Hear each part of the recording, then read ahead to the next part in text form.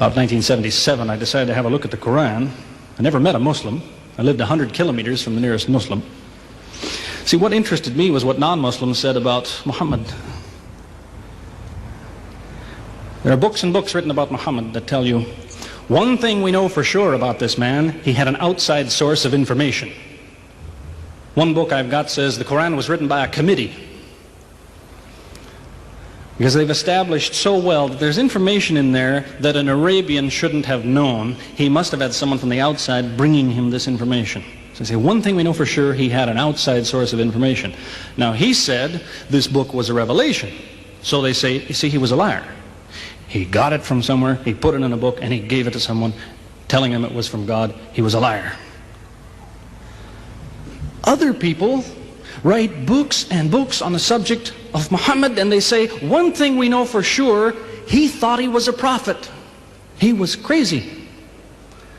Because they look at his life very carefully, and they see episodes like, for example, when he hid in the cave with Abu Bakr. He was running from the whole city who wanted to kill him, and he hid in the cave, and when the Meccans came running up to the cave to kill them, what did he say to his friend? Did he tell him, see if you can find a back way out of the cave? What he told his friend was, relax. He was telling him, I see what you see, but he said, God is with us. God will save us. So people on that basis, they say, you see, he thought he was a prophet. He thought God was with him because he said things like that. He wasn't a liar. They never seem to realize that one man can't be both. So you can't be a liar and a crazy man at the same time. If you think that an angel gives the words of God in your ear, and somebody says, I have a question for you, what does God tell you about this thing? I want to hear an answer tomorrow. If you're a crazy man, if you think an angel whispers in your ear, then you don't sit up that night thinking, what will I tell him tomorrow? What can I find? Who knows the answer? You're crazy. You think the angel will tell you the answer. You don't go and look it up somewhere. You see, you can't be a liar and a crazy man at the same time. You can be one or the other, or neither, but you can't be both. You see, I read two non-Muslim biographies of Muhammad. One was by Rodenson, who's an atheist, who hated the man. But many interesting things come up about his life that I had to wonder about. One story that's told is that when he was an older man, he had a son named Abraham. The son died when the child was 2 years old. The same day the boy died, there was an eclipse of the sun. The sky went dark. And the Muslims came running to their prophet and said, look, it's a miracle. Your child died and the sky went dark in sadness. It occurred to me, see, if he was a crazy man, he'd probably believe what they said. He'd probably think, yes, it's a miracle. My child died, the sky is dark. Yes, it's a miracle. If he was a crazy man. If he was a liar, he would have taken advantage of it. He would have said, yes, right, my child died, the sky is dark, you tell everyone, it proves I'm a prophet. It's a miracle. But what did he do? He became angry with the Muslims. He told them that was nonsense. He was angry with them. How dare you say that? He said the sun and the moon are signs of God, and they don't worry themselves about the birth of a man or the death of a son of Muhammad. Doesn't look very crazy, doesn't look much like a liar. Now you have a third alternative, of course, which people tell you all the time. They say, no, he was not a liar. He was not a crazy man. He was deceived by the devil. Deceived by the devil.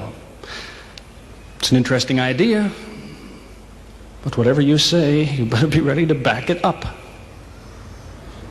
There's a lot of difficulties with that idea. For example, there is a verse in the Quran which tells the reader about a good habit to develop. It tells him, before you read this book, always say, A'udhu billahi minash shaitani rajim, which means, I take refuge in God from Satan the rejected. Is this Satan who wrote this? Who said, before you read my book, ask God to save you from me? Is that Satan who wrote that?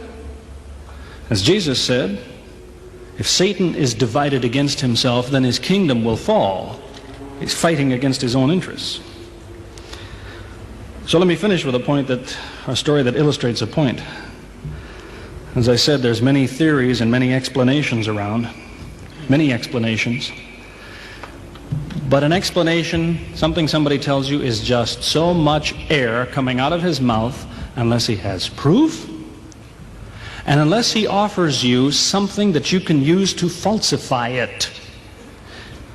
You see, there's many theories of how do the planets go around the sun and how do the stars burn and all the rest of it. Many theories. Most of them are just so much wind. Scientists pay no attention to them because they don't contain something that could be checked to prove it false. You see, Einstein was considered an intelligent man because when he offered his theory in 1905 and again in 1915, he didn't just offer a theory, he said, here's 3 ways to prove I'm wrong. Now it's worth listening to. He's told me, here's 3 different things you can do. If you can do this, I'm wrong. Here you are. Is there anything like that in Christianity? Has the Christian ever said, you want to prove I'm wrong? All you have to do is this. Has he ever done that? The Quran is filled with that kind of thing, filled with it. Saying, you want to prove this book is wrong? Do this. Prove it. Go ahead. Do it. Filled with that kind of thing.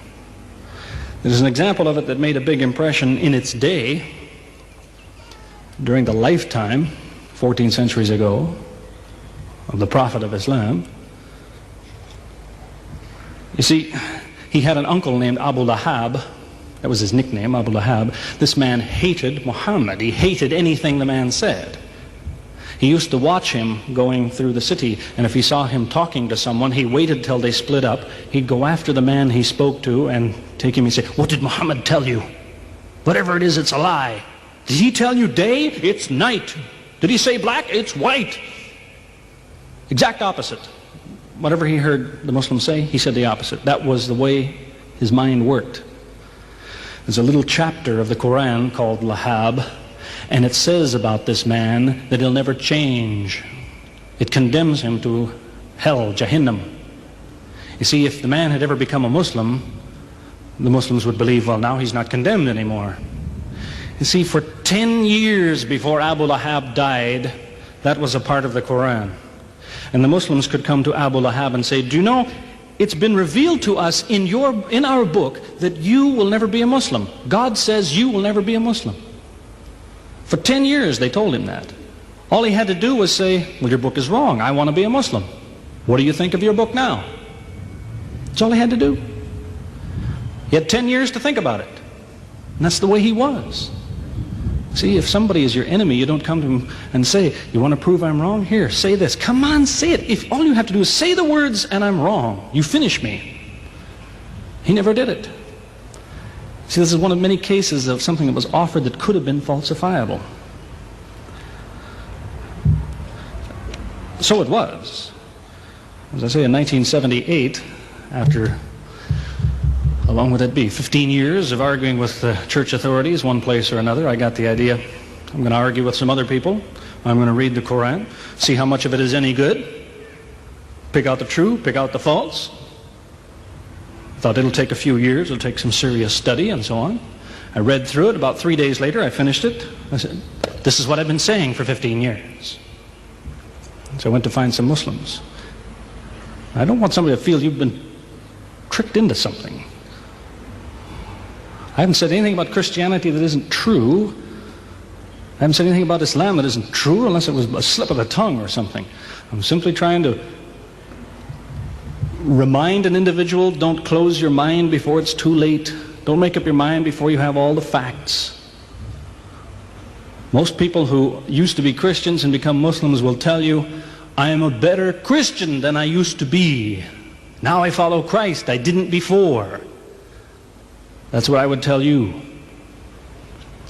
The Bible says Jesus told his disciples, when you greet one another, let your greeting be, peace be with you. He set the example. Peace be with you. Who says that today? Christians? Once in a great while, maybe. Muslims, whether they speak Arabic or not, they say, Salaam alaikum. Peace be with you.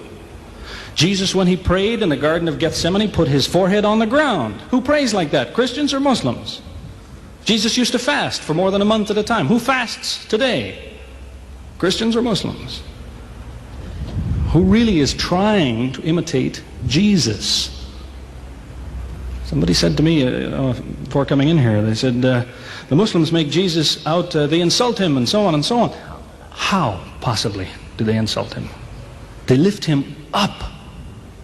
Up. They can't tolerate anything bad said about him.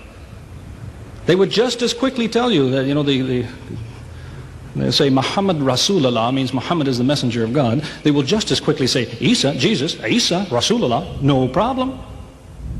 Just as quickly tell you that, because it's true. They occupy the same place. If God himself wants to make distinctions among his prophets, that's his business, not ours. Treat them all with the same amount of respect. May God guide us always closer to the truth.